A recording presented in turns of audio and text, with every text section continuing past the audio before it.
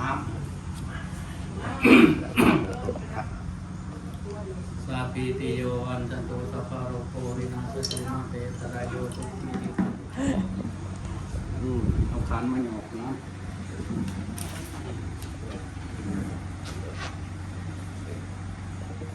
มาขอพรจากพระอาจารย์เพิ่นผู้ใดเนาะให้เรื่องในหน้าที่การงานเนาะเดินทางไปใช้มาใช้ก็ให้ตลอดปลอดภัยทุกเส้นทางเนาะมาฮอดแล้วพี่น้องเอ้ยเนาะเพิ่นบ่ได้ไปสั่งได้แต่กล้วยบ้านน้องต้นกล้าเพิ่นนี่แหละมาบ้านเลยเพราะว่าทางเพราะว่าเพิ่นยังไม่เอาน้องอินเตอร์กับแม่น้องอินเตอร์เพิ่นมาอยู่เนาะพอดีป้ากับลุงเพิ่นมาแต่มุกดาหารเพิ่นมาไปสั่งบูรณะหน้าบ้านเจ้าเงินซานเพิ่นสิเฮ็ดพี่จักขายพี่จังเพิ่นพี่น้อยเนาะรุ่นเบิ่งนำกันเอาเปลี่ยนแปลงโฉมใหม่ถ้าน้องอินเตอร์เพิ่นมาสักก่อนพี่น้อยเนาะเพิ่นยังไม่เอาอยู่โรเมื่อยฮ้อนจนสั่นตื่นวะตื่นจ้าแล้วก็ตื่นจ้าก่อนตื่นจ้าไปสบายดีจ้ะแล้วก็ตื่นมาแล้วก็มาฮอดซึ้งแท้นี่ใช่ว่ากับปกขับบัตรใช่ไหมนั่นมันก็ดีกว่านี่นะเป็นแท้หายาใครเป็นไผ่บันใครเป็นไผ่ใครเป็นไผ่บันไหนใครเป็นไผ่บัน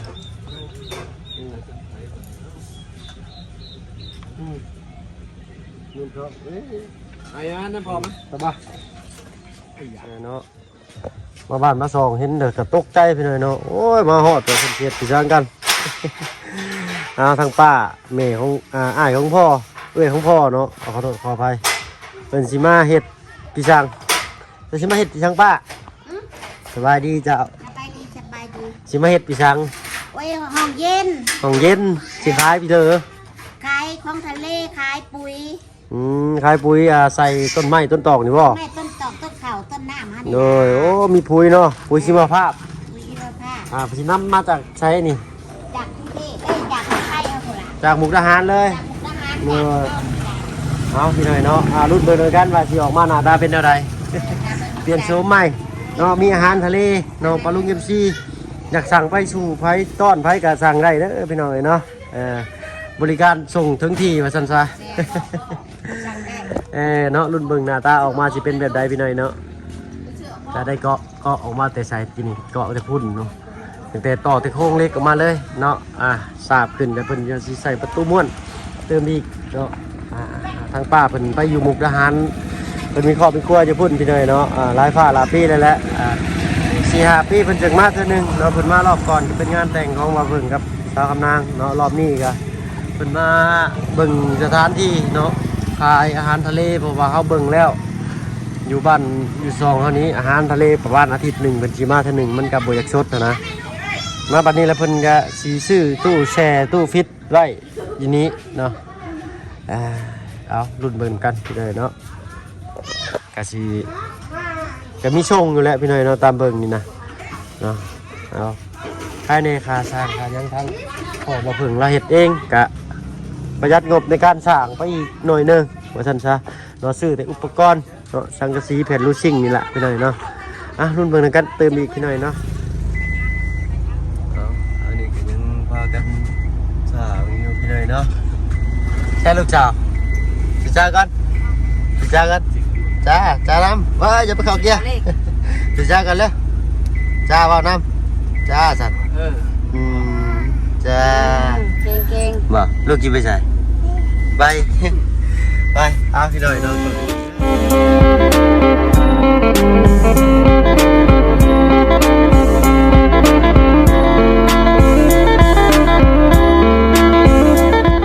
ทักทายน้องกับทักทายสบายดีผู้ใหญ่ใจดีเลยเก็บซีเบิร์ดทุกท่านที่เข้ามาชมทางยูทูบมาเบิ่งคือละอีกคือเก่าโอ้ยแม่มึงกับบุกตั้งมือหันชุดโบนี่นั่นแหละแหละคือทำงานหนักเลยพี่นี่พอดีมื้อนี้เนาะจะพาเอาครัวอะไรให้แม่พาไปถวายน้ำอยู่วัดก่อนที่ใดเนาะมาบ้านแต่ละทีกับอะไรคุณในทานได้แล้ววะมาย่อได้พร้อมหรือเปล่า พร้อมยังดูละพร้อมยังพร้อมแล้วปะยุ่งกินเปิด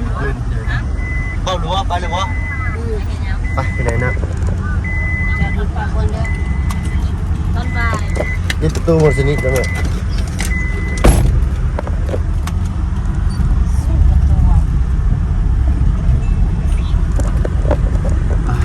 วัดป่าภูข้อวัดใหม่พี่เลยนะ บ่วัดที่ใดวัดทัดกูใด วัดทองตะกูพี่เลย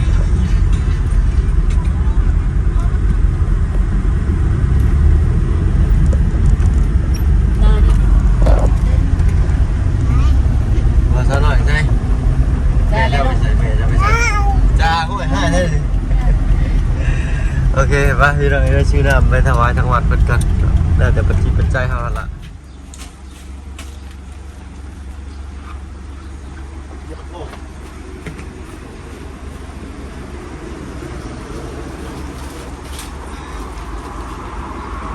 ยังมาหลับนะ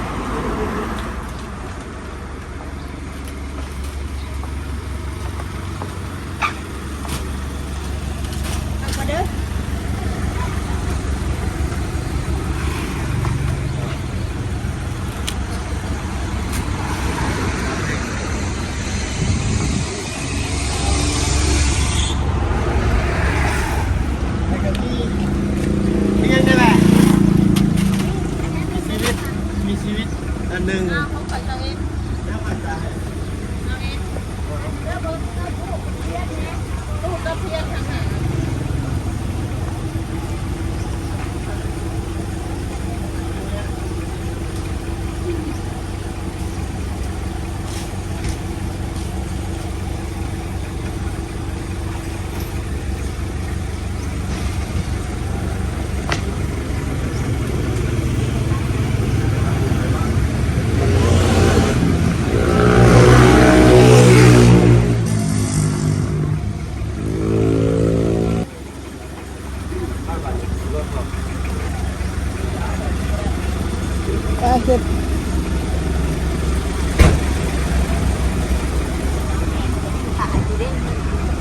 หายันพัด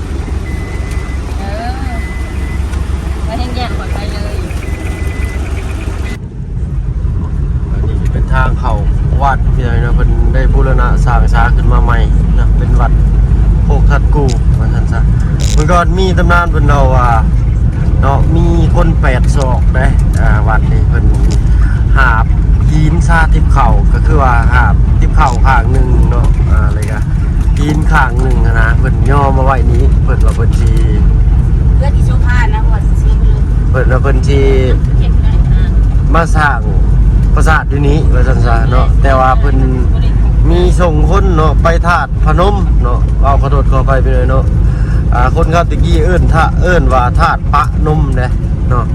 และคน8 ศอกอยู่นี่น่ะไป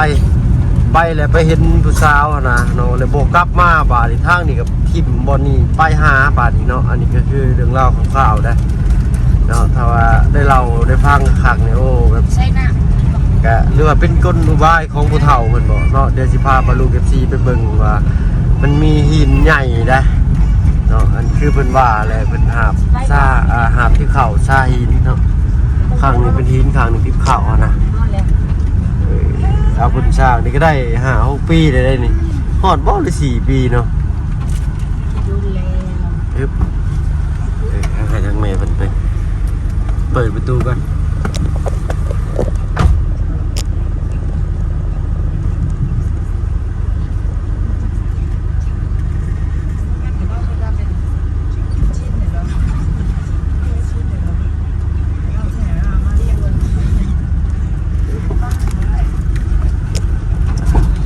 อาจารย์นี่เพิ่นก็สร้างนี่วัดป่าภูข้อเนาะวัดป่าภูข้อ ยังเหนื่อยอยู่ที่ยังก่อน ใช้ไปไม่จอดรถใส่เพิ่นได้สร้างวัดป่าภูข้อเลยก็วัดบ้านข้อวัดป่านี่นะเพิ่นได้สร้างวัดได้พระอาจารย์คณะกับพระอาจารย์ชาลีเนาะเวลาเทศกาลงานบุญบุญชังก็บุญพระเวทเพิ่นก็สิเฮ็ดเป็นคือวรรณคดีแหละพี่น้อยเนาะมีเด็กน้อยมาแสดงเป็นตัวละครพราหมณ์เฒ่า ของห้ามเถ่าเลยก็พี่ช่างอันนี้ก็อันในตัวละครมันน่าคดีนะถ้าว่าผมก็ลืมเลยเนาะวันนี้ก็ได้มาบุรายด้วยน้ำ30 แพ็คโฆษณาเงิน100,000-200,000นี่แหละพี่น้องสามเฮามีปัจจิตปัจจัยเนาะเฮ็ดบุญเฮ็ดทานเฮ็ดได้แต่อย่าเฮ็ดให้มันเฮ็ดให้เจ้าของเป็นทุกข์ได้พี่น้อยเนาะบุญทานนี่ปั้นไผบ่ได้ไผอยากได้ก็สร้างเอาซั่นซะปึ๊บฮอดละเพิ่นสิใช้เพิ่นอยู่บ่ได้เนาะ เอาเร็วสิมันบ่เฮ็ดอยู่เองนี่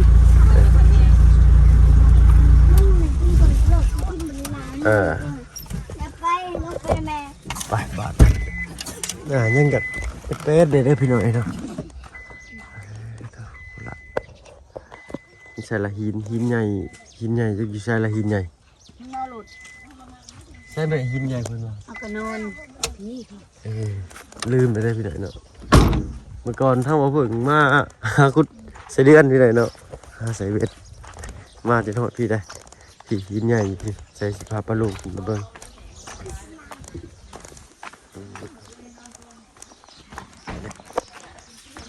เป็นวัดป่าที่เพิ่นขออนุญาตล้างมือกันป่าที่ไหนเนาะอันนี้เป็นฮะก็เริ่มศึกษาพัฒนาอันนี้เป็นหมากน้ำเต่าเลยผ่าเมื่อก่อนจะเป็นป่าวิกน้อยๆพี่น้อยเนาะกราบไหว้สักการะบูชาเป็นพระนี่แหละพี่น้อยเนาะที่ทางเพิ่นว่าเพิ่นหาพีนชาติบเข่าก็คืออันนี้เป็นไงเนาะนี่แหละเนาะประมาณนี้แต่ข่าวตะกี้เพิ่นเนาะเนี่ยหินเป็นว่าหาพีนชาติบเข่าแต่เบิ่งแล้วก็คือเพิ่นเอาสันตัดหินเลยโอ้ไม่ออกเนี่ยจะเนี่ยเดี๋ยวมากราบไหว้สักการะบูชาคือกัน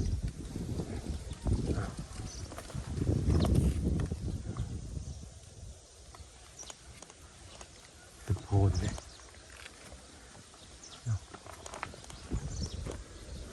พระอาจารย์เป็นประยูเพราะเป็นไปทำกิจอยู่ในหมู่บ้านมันจะพอมีงานศพอยู่ข้างในหมู่บ้านนะ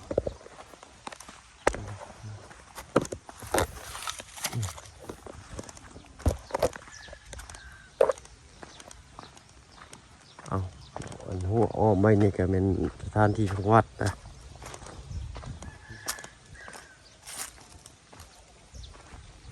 เป็นหินใหญ่หินเก่าเลยมีพระหลายองค์แต่บางคนก็มาขอ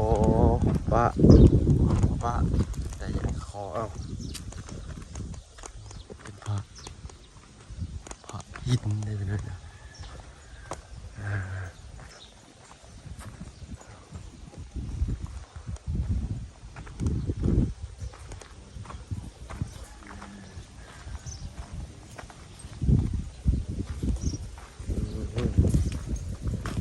มีแต่มาจุดธูปจุดเทียนอะไรกันไปถวายน้ำบางเทีก็ถวายที่นี่บางเทีก็ถวายอยู่วัดอื่นครูมีก็ไปวัดอื่นบ่ มา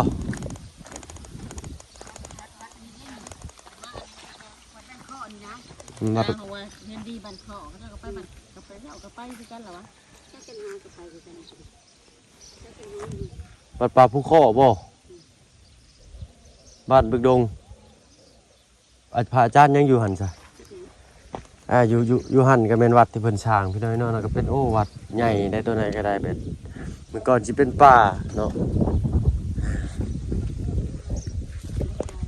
ไปนางเมนอินเตอร์กำลังมาไม่ค่ะกล้องก็บริถือลงมาจำไปหน่อยเนาะมันสิพาปลาดุกไปดอกเพิ่นก่อนต้นไม้ต้นตอกยังบริได้เลยพี่น้องเป็นฤดูแล้งฤดูใบไม้ร่วงก็เลยเป็นอย่างนี้แม่สิพาปลาดุกขึ้นได้แล้วเนาะแม่เนาะ เบิ่งกันเนาะเอาอันนี้ก็เป็นบึงนะเนาะงูเงี้ยวเขี้ยวคอได้ไปเลยเนาะ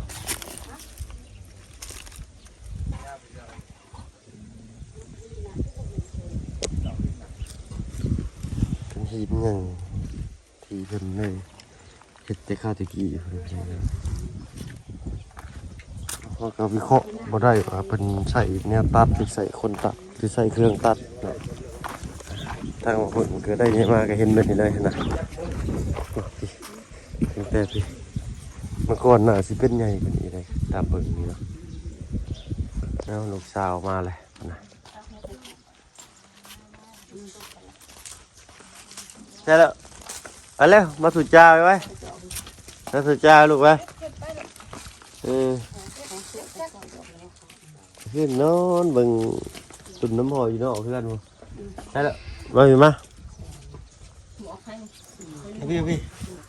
ไอ้สุดจ้ามาจ้าได้ หมอกไฟหมอกจังน่ะ คือไฟใหญ่ ใช่แล้วจ้าได้ จ้าคนรู้ จ้าไว้จ้าผมก็มือนั่นน่ะล่มไม่นี่เนาะเจ็ดจุกเลยไหมเอาไปใช่เลยอาจารย์เพิ่นบ่อยู่ต้องไปอีกวัดหนึ่งไงไปสวายน้ำโบอยู่ จังหวัดบริล็อกของเขาพี่ ไปแซ่เบิ่งมันงูเหี่ยวได้ไปหันน่ะ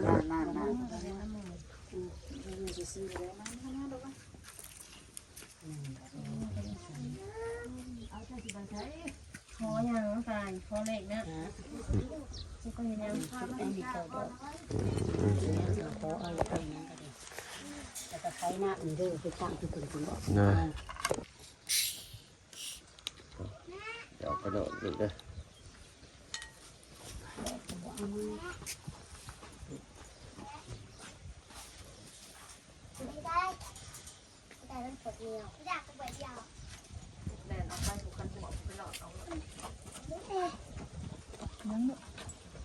แป๊บนึง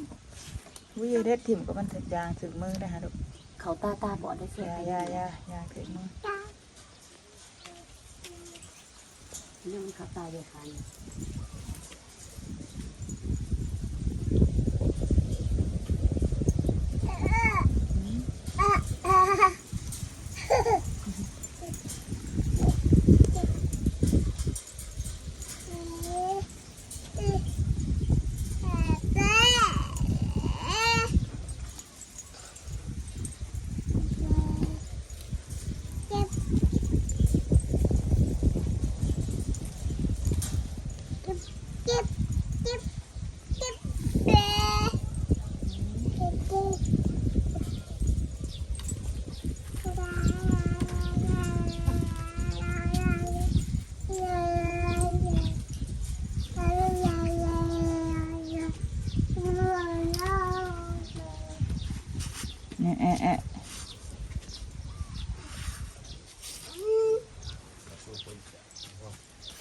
เหยียบนะลูก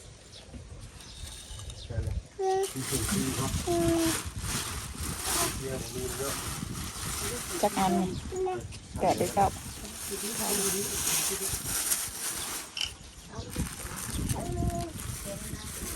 พี่ลูกลงมาพี่กันเอาไว้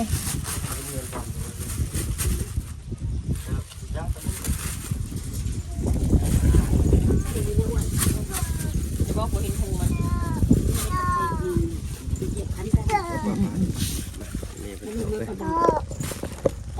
จะกินเลยลูกแต่ได้มีทูดจูบอยู่ฮะจูบเบิ่งด้วยป่ะ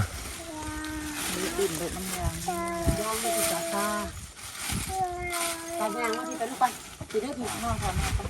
ตามมา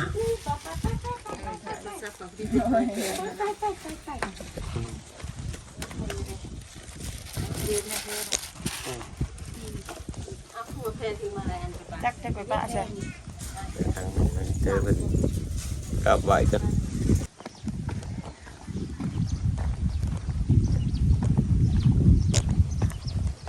เป็น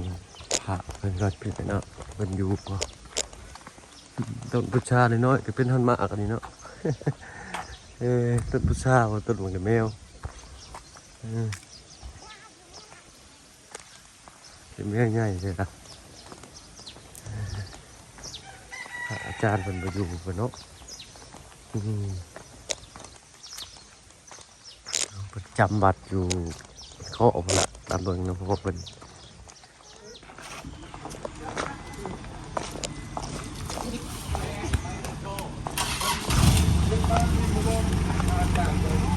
มันแล้วบ่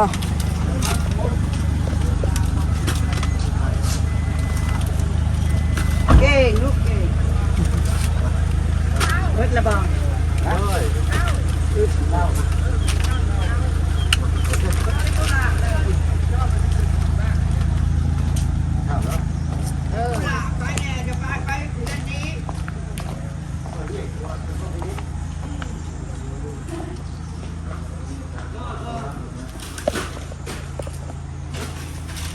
มันกว่าสะอาด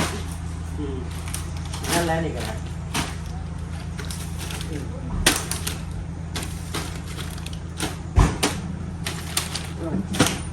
ยู่กำเผาเนาะ ด้วยครับ ก็อยู่ไกล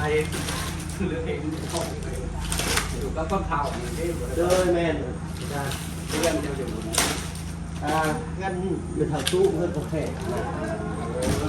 ลูกหลานภาษายิ้มนี่นะ มาแต่ว่ายน้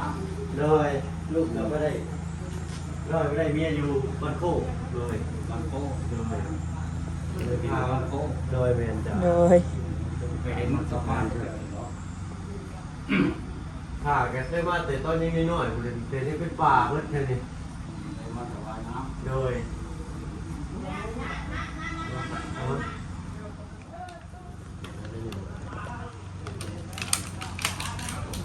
ำโอ้วางลงเหยียบหยาดน้ำสาปีติโยอันจันโตสัพพะโรโควินาศตุมาเตสรายโยสุขีติกายุโกภวะอภิวาทนาสีลิสานิจังมุทาปจายโนจัตตาโลธรรมาวัตติอายุโนสุขังลัง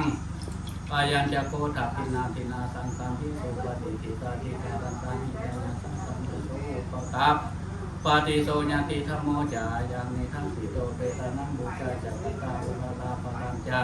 ภิกขุนามานุปาทินังตุมหิปุญญังปัสสุตังอนาปกันติสัพเพสัตตาอเวราหุตุสัพเพสัตตาปัญญาปัจจาหุตุสัพเพสัตตาอนุตาหุตุสัพเพสัตตาสุขีอัตนังปริหารันโตอัสสาโตจัง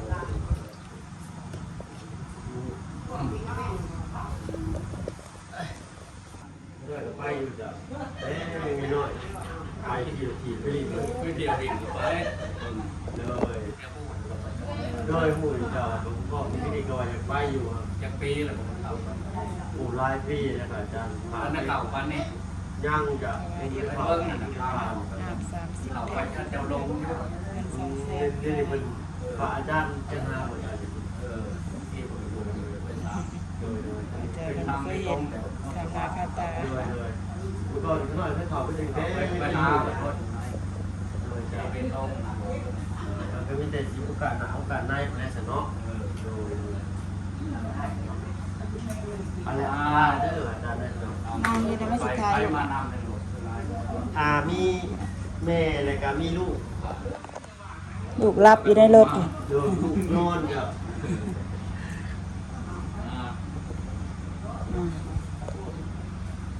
อะไร ถ่ายนี้ เดิน ถ่ายนี้กับยักษ์มาปิดใกล้เห็นน้ำจะเห็นน้ำผมมาตาออกมาเอาขันมาหยอกนะ